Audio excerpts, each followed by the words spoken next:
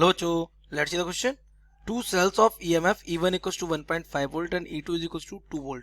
And internal resistances R1 equals to 1 ohm and R2 equals to 1.5 ohm. देखिए दो cell आपको E1 और E2 given है respectively. Are connected to an external resistance R, capital R equals to 2.5 ohm as shown in figure. देखिए इसमें आपको देखो R दिख रहा है, ठीक है. Find first the current in the circuit. Second the potential difference between B and C. तो देखिए B और C क्या है, ये टर्मिनल्स हैं किसके, सेल्स के. तो ये आपका हो जाएगा terminal potential difference of E2. तो let's see the key concept of this question. The key concept of this question firstly is what? KVL, Kirchhoff voltage law.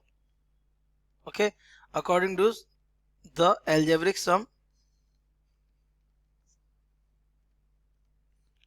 of all the voltages in a closed loop is 0. That means we can see sigma delta B is equals to what? 0. And एक concept आपका लगेगा the terminal potential difference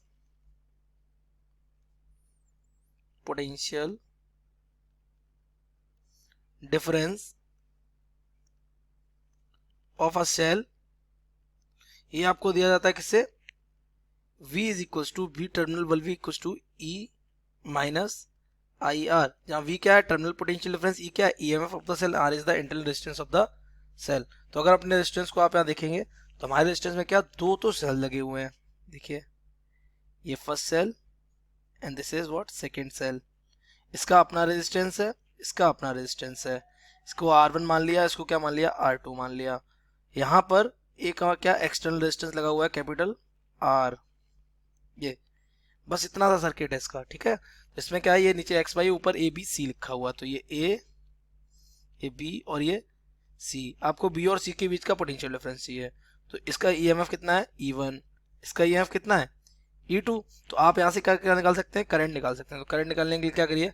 suppose करिए यहाँ पे current आपका, ये cell E2 का terminal ये वाला कैसा है? पॉजिटिव है, ठीक है. ये वाला पॉजिटिव, ये वाला कैसा है? नेगेटिव. और इसका ये वाला नेगेटिव, ये वाला कैसा है? पॉजिटिव. अच्छा, बड़ा कौन है हमारा? E2 इज ग्रेटर देन कैसा है? E1. क्यों? क्योंकि आपको E2 की वैल्यू गिवन है. E2 कितना है आपका? 2 वोल्ट और E1 कितना है? 1.5 वोल्ट. तो E2 बड़ा, तो करंट डायरेक्शन हम ये मान लेते हैं, ये चल रहा है करंट. अब क्योंकि एक ही लूप है इसका, इसमें करंट की वैल्यू मान ली कितनी है? I है. तो अगर इसमें किरचॉफ लगा दें तो अप्लाइंग KVL. KVL अगर आप लगाएंगे, जहाँ पे EMF कितना जा रहा है? E1 और E2, वो भी कैसे अपोजिट जुड़े हैं. इसका नेगेटिव किससे जुड़ा है? इसके नेगेटिव से जुड़ा है. तो हमारा यहाँ पे इसका EMF आ जाएगा कितना? E2 minus E1. ओके. और ये इसको क्या वोल्टेज ड्रॉप किस में दे रहा है? इस R पर, इस R1 पे, इस R2 पे. कितने करंट से? I. तो यहाँ पे हो जाएगा R plus R1 plus R2. This is the overall potential drop and this is the EMF. तो यही तो हमारा EMF हो जाएगा. तो यहाँ से ये EMF कितना है हमारा? 2. और ये EMF कितना है? 1.5 is equal to I R. Capital R आपको कितना गिवन है? कैपिटल R की वैल्यू आपको रखी है 2.5. और ये 1 और 1.5, इट इज 2.5 प्लस 1 प्लस 1.5. तो यहाँ से ये हमारा हो जाएगा कितना? 0.5 बच जाएगा इज इक्वल टू I. और ये यहाँ पे ऐड होके हमारा हो जाएगा इंटू 5. तो यहाँ से I हमारा आ जाएगा कितना? 0.1 ऑफ एम्पियर. तो 0.1 एम्पियर करंट है ये आपका पहला आंसर हो गया, क्योंकि आपसे पूछ रहा है सर्किट का करंट कितना होगा. आफ्टर दैट आपसे पूछा गया है ये बी और सी के बीच का पोटेंशियल डिफरेंस. देखिए क्या बोला है? The potential difference between V and C. तो we can say the potential difference between B and C is the terminal potential difference. ये हमारा हो जाएगा VVC इज इक्वल टू हो जाएगा क्या?